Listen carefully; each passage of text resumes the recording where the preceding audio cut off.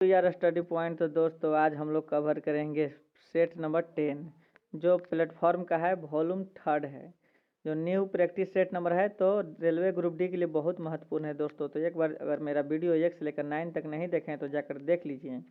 अगर देखेंगे तो आपको पता ही होगा कि इसका सेट का लेवल कितना अच्छा है। और आने वाले एग्जाम में ऐसा ही क्वेश्चन पूछते हैं, आप लोग को अनुभव हो गया होगा क्योंकि काफ़ी दिनों से आप लोग सेट लगा रहे होंगे। तो ऐसा सेट ही हम लगा रहे हैं जिससे आपको एग्जाम में फ़ायदा होगा। इसलिए आलतू फालतू सेट लगाने से कोई फ़ायदा नहीं है जिससे आपको दिक्कत हो। तो ये सेट लगाइए और अपना एक्यूरेसी बढ़ाइए और एग्जाम में सिलेक्शन ले लीजिए। तो चलते हैं क्वेश्चन की ओर बिना विलम्ब किए। अगर सब्सक्राइब नहीं किए चैनल सब्सक्राइब करके बेल घंटी बजाकर अपने दोस्तों के पास शेयर कर सकते हैं। चलते हैं क्वेश्चन की ओर। जिन प्रकार फ्रैक्चर हड्डी से संबंधित है उसी प्रकार एक्जिमा किससे संबंधित है?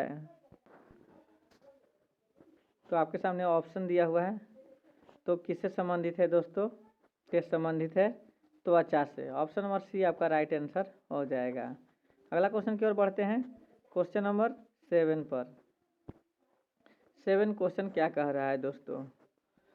दुनिया की नंबर 1 स्मार्टफोन निर्माता कंपनी कौन है? दुनिया की सबसे स्मार्टफोन निर्माता कंपनी निम्नलिखित में से कौन है? तो क्या है? सैमसंग है। ऑप्शन नंबर बी आपका राइट आंसर हो जाएगा, आपका सैमसंग होगा। अगला क्वेश्चन चलते हैं क्वेश्चन नंबर 8 पर। 8 क्वेश्चन आपको क्या कह रहा है, अब ध्यान से सुनिए। कोविड-19 के विभिन्न वेरिएंट के बारे में कौन सा कथन असत्य है? कोविड-19 के विभिन्न वेरिएंट के बारे में कौन सा कथन असत्य है? तो एक से अधिक विकल्प असत्य हैं या सभी सत्य हैं, यही आपको गलत है। ऑप्शन नंबर डी आपका राइट आंसर हो जाएगा। अगला क्वेश्चन चलते हैं क्वेश्चन नंबर 9 पर। 9 क्या कह रहा है आपके सामने आते हैं। किस राज्य के एक चट्टानी और जंगली क्षेत्र में गुफा चित्रों की खोज की गई है? किस एक राज्य में की गई है? तो हरियाणा में। ऑप्शन नंबर ए आपका राइट आंसर हो जाएगा। अगला क्वेश्चन चलते हैं क्वेश्चन नंबर 10 पर। वैश्विक वन रिपोर्ट 2020 के अनुसार भारत का रैंक क्या है? भारत का रैंक है 10वां। ऑप्शन नंबर बी आपका राइट आंसर हो जाएगा। अगला क्वेश्चन चलते हैं क्वेश्चन नंबर 16 पर।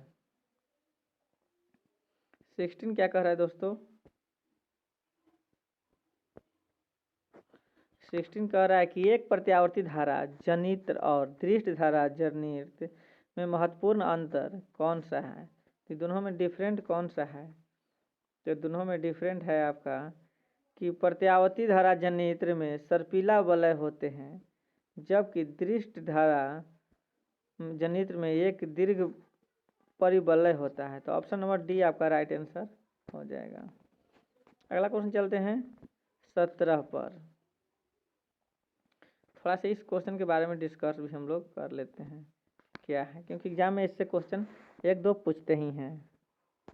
तो क्या है? प्रत्यावर्ती धारा के बारे में जानते हैं। धारा की दिशा तथा परिणाम परिवर्तित होता है दृष्ट धारा में। दृष्ट धारा में क्या होता है? परिवर्तित होते रहता है।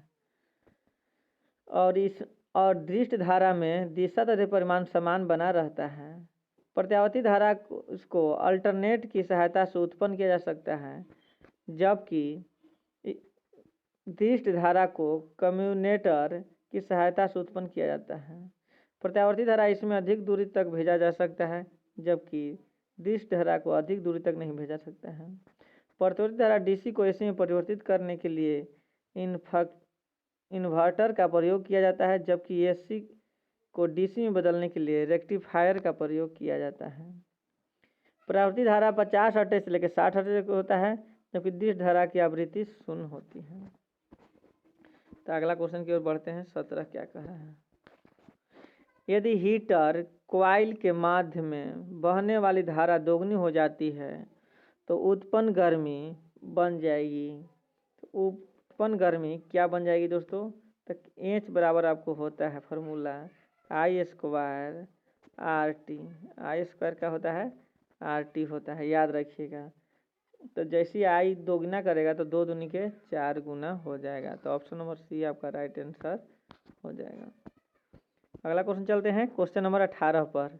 18 क्या कह रहा है, यदि एक तार की लंबाई आधी कर दी जाए तो यह कितना भार उठा सकता है। और आधी कर दी जाए तो कितना भार उठा सकता है। तो ई बराबर क्या होता है, प्रत्यास्थ बराबर आपका हो जाता है स्ट्रेस बटे स्ट्रेन। स्ट्रेस बटे क्या होता है, स्ट्रेन हो जाता है। तो ये समान भार ही उठाएगा। ऑप्शन नंबर बी आपका राइट आंसर हो जाएगा। अगला क्वेश्चन चलते हैं क्वेश्चन नंबर 29 पर। 29 क्वेश्चन क्या कह रहा है, संयुक्त राष्ट्र ने किस शहर के टिग्रे क्षेत्र में अकाल के खतरे की घोषणा की है।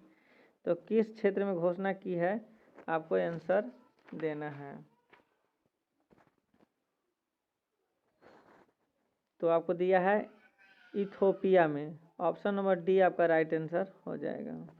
अगला क्वेश्चन चलते हैं 30 पर। 30 क्वेश्चन क्या कह रहा है, शुक्र ग्रह के अध्ययन हेतु नासा ने किस नाम से मिशन लॉन्च करने की घोषणा की है। तो किस नाम से घोषणा की है, तो डेविड सेल और वेरिएटेस। ऑप्शन नंबर डी आपका राइट आंसर हो जाएगा। World energy transition outlook report किसके द्वारा जारी की गई है। तो किसके द्वारा जारी की गई है, तो इंटरनेशनल रिन्यूएबल एनर्जी एजेंसी यानी ईरा द्वारा किया गया है। ऑप्शन नंबर बी आपका राइट आंसर हो जाएगा। अगला क्वेश्चन चलते हैं 32 पर। 32 क्वेश्चन क्या कर रहा है, दुनिया की सबसे नवीनतम गणराज्य कौन सा देश बना है। न्यूनतम गणराज्य कौन सा बना है, तो बारबाडोस। ऑप्शन नंबर सी आपका राइट आंसर हो जाएगा। अगला क्वेश्चन चलते हैं क्वेश्चन नंबर 38 की ओर।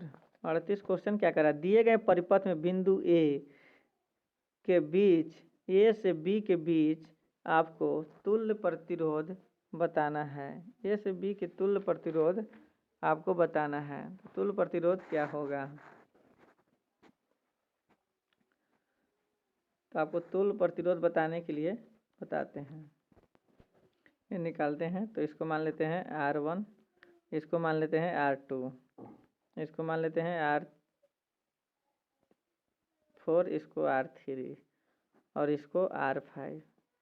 तो इसको क्या करते हैं, समतुल्य प्रतिरोध निकालेंगे। R डैश बराबर क्या हो जाएगा, 5 + 5 बराबर 10 आ जाएगा। और R बटे R डैश बराबर क्या हो जाएगा, इसको निकाल रहे हैं, तो 1/10 + 1/10 बराबर 1/10 + 1 बराबर 2/10 बराबर 1/5 आपका आ गया। फिर आपको निकालेंगे यहाँ से 5, और ये जो अभी निकाले 5 + 10 हो गया। आपको समतुल्य निकालेंगे, तो 1/10 + 1/10 बराबर 112/10 बराबर 5। आपको 5 ओम हो जाएगा। ऑप्शन नंबर डी आपका राइट आंसर हो जाएगा। अगला क्वेश्चन चलते हैं क्वेश्चन नंबर 39 पर।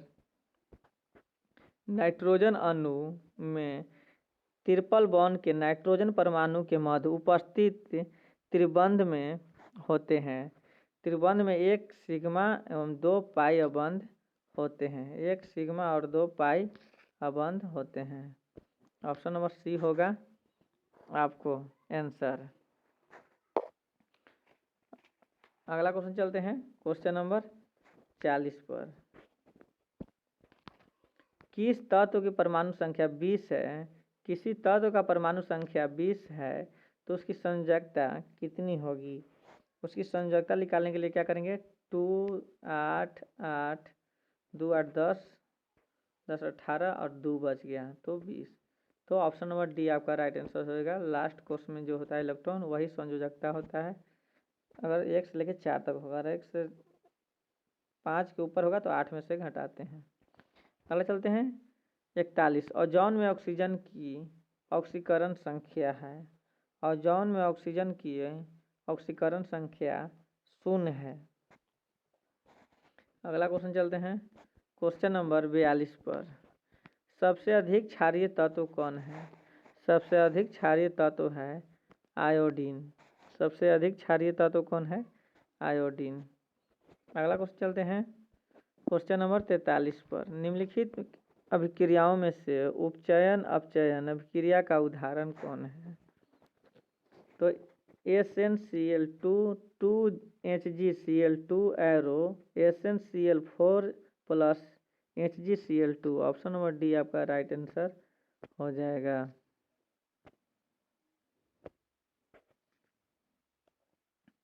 अगला क्वेश्चन चलते हैं क्वेश्चन नंबर 44 पर। किसी दिए हुए परमाणु में दो इलेक्ट्रॉनों की सभी क्वांटम संख्याओं के मान समान नहीं हो सकते हैं, यह क्या कहलाता है? तो पाउली का आवर्त सिद्धांत। ऑप्शन नंबर डी पाउली का आवर्त सिद्धांत। अगला क्वेश्चन चलते हैं 60 पर। चुंबकीय क्वांटम संख्या बनाती है। चुंबकीय क्वांटम संख्या बनाती है, क्या बनाती है? तो कक्षाओं की दिशा। ऑप्शन नंबर सी आपका सही हो। नेक्स्ट पे चलते हैं। आतिशबाजी में उत्पन्न हरी ज्वाला की उपस्थिति के कारण क्या होता है? तो बेरियम के कारण होता है हरी ज्वाला। अगला क्वेश्चन 62 पे चलते हैं। पुष्प कलिकाओं में परागकोश के हटने को क्या कहते हैं? तो विपुषण। ऑप्शन नंबर ए आपका राइट आंसर हो जाएगा। अगला क्वेश्चन चलते हैं 63 की ओर। कोशिका विभाजन के समय कोशिका पटलिकाओं निर्माण हेतु उत्तरदायित्व कोशिकांग कौन सा है? तो गलिकाएं। ऑप्शन नंबर सी आपका बिल्कुल आंसर होगा। अगला क्वेश्चन चलते हैं 64 पर। धरती पर प्रथम निवासित पौधे हैं। धरती पर प्रथम निवासित पौधे हैं ब्रायोफाइटस। ऑप्शन नंबर ए आपका राइट आंसर होगा। अगला क्वेश्चन चलते हैं क्वेश्चन नंबर 65। निम्नलिखित में से किसे क्लब मॉस कहते हैं? क्लब मॉस किसे कहते हैं? तो लाइकोपोडियम को कहते हैं। ऑप्शन नंबर सी आपका राइट आंसर हो जाएगा। 66 पे चलते हैं। नौ डेविनवाद के अनुसार जीवन के विकास के लिए उत्तरदायी तो कौन है? तो उत्परिवर्तन और प्राकृतिक चयन, उपयुक्त दोनों। ऑप्शन नंबर सी आपका राइट आंसर हो जाएगा। अगला क्वेश्चन चलते हैं 73। स्वतंत्र भारत में पहली राष्ट्रीय कांग्रेस की पहली महिला अध्यक्ष कौन थी? तो इंदिरा गांधी। स्वतंत्र भारत में भारतीय राष्ट्रीय कांग्रेस की पहली महिला अध्यक्ष इंदिरा गांधी। इंदिरा गांधी वर्ष 1959 में कांग्रेस की अध्यक्ष बनी थी। 1925 ईस्वी में कानपुर कांग्रेस अधिवेशन में सरोजिनी नायडू को अध्यक्ष चुना गया था। 51वां कांग्रेस अधिवेशन 1937 में फैजपुर में जवाहरलाल नेहरू की अध्यक्षता में आयोजित हुआ था। यह अधिवेशन गांव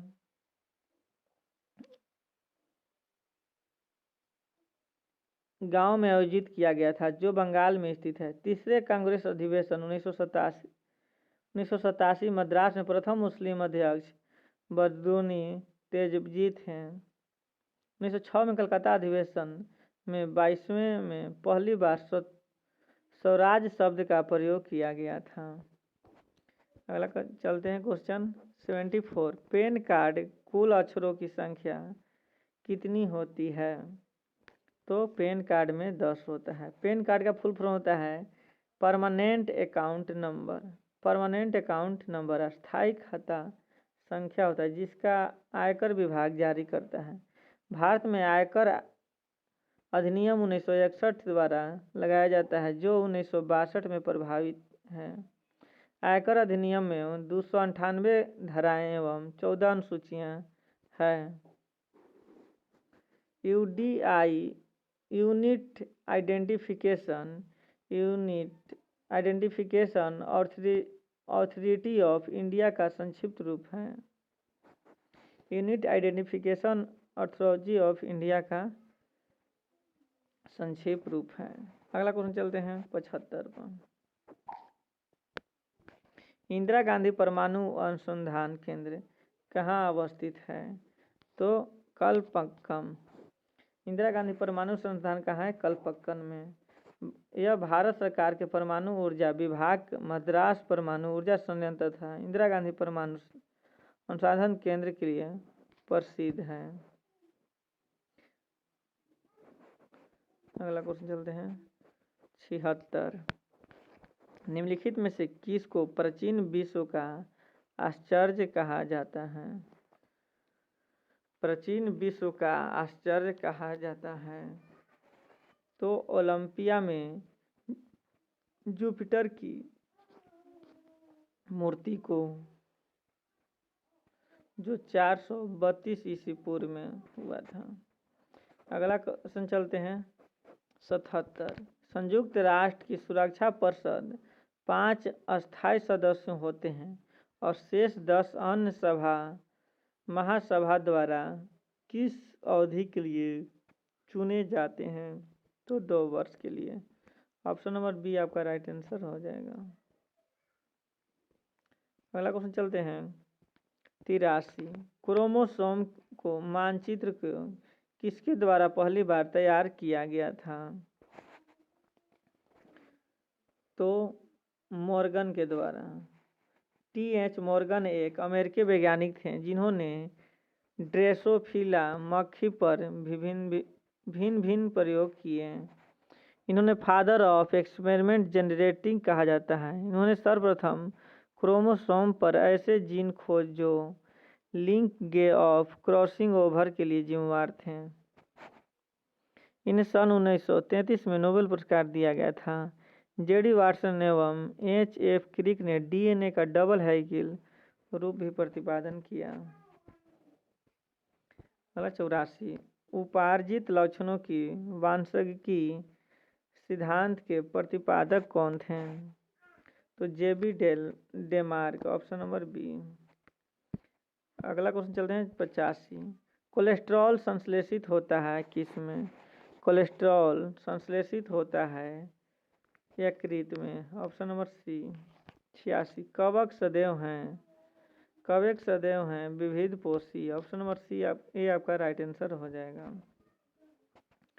अगला क्वेश्चन चलते हैं 87 पर। प्रेजेंटेशन बनाने के लिए किस प्रोग्राम का प्रयोग किया जाता है? प्रेजेंटेशन बनाने के लिए का प्रयोग किया जाता है? तो पावर पॉइंट का MS पावर पॉइंट का पूरा नाम होता है माइक्रोसॉफ्ट पावर पॉइंट, जिसे हम पावर पॉइंट के रूप में जानते हैं। जिसे हम पावर पॉइंट के नाम से जानते हैं। MS पावर पॉइंट की विशेषता है इसका उपयोग सिर्फ प्रेजेंटेशन बनाने के लिए कर सकते हैं। इसमें प्रेजेंटेशन के डॉक्यूमेंट पर कोई भी वीडियो या फिर ऑडियो आसानी से चला सकते हैं। अगला क्वेश्चन चलते हैं 88 पर। कीबोर्ड का प्रयोग हुआ था तृतीय पीढ़ी में। कीबोर्ड का प्रयोग हुआ था तृतीय पीढ़ी में। प्रथम पीढ़ी में फोर्ट्रॉन था, द्वितीय पीढ़ी में एल्गोन 60, तृतीय पीढ़ी में एल्गोल W पास्कल, चतुर्थ पीढ़ी में Q अल्फा यूनिट और पांचवी पीढ़ी में आर्टिफिशियल इंटेलिजेंस। अगला क्वेश्चन चलते हैं 89। प्रकाश संश्लेषण में O2 की उत्पत्ति किससे होती है? तो जल से। O2 की उत्पत्ति जल से होती है। प्रकाश संश्लेषण जिस प्रक्रिया के द्वारा पौधे अपना भोजन तैयार करते हैं उन मूलभूत प्रक्रिया को प्रकाश संश्लेषण कहते हैं। प्रकाश संश्लेषण के लिए आवश्यक घटना क्लोरोफिल, CO2 तथा सूर्य प्रकाश है। 6CO2 plus 12 H2O arrow C6H12O6 plus 6O2 plus 6H2O।